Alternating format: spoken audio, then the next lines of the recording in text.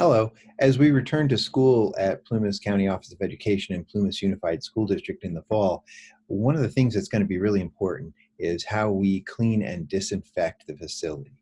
We'll have two groups of students, an AM group and a PM group. And in the middle of that time, after the kids in the morning go home and before the kids in the afternoon come, we have about an hour plus block of time where our custodial staff and other school staff will be actively cleaning and disinfecting areas of the school that are exposed to high touch or high use by kids. So in other words, high touch areas like desks and door handles, chairs, other things that kids touch frequently, those will all be disinfected in between those two groups, and then again after the second group goes home, so the school is clean again for the morning group when they come the next day.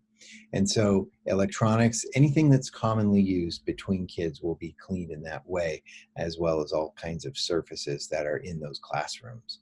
Outdoor areas are not subject to these kinds of rules. The routine cleaning appears to be sufficient for that, but certainly all indoor areas that are frequently touched, we're going to be disinfecting.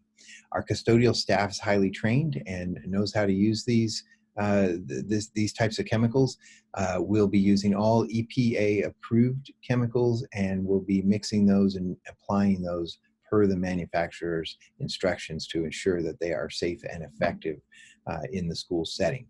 So that is what we'll be doing in between cohorts and after school to make sure that your kids are safe and have the cleanest possible environment to go to school in.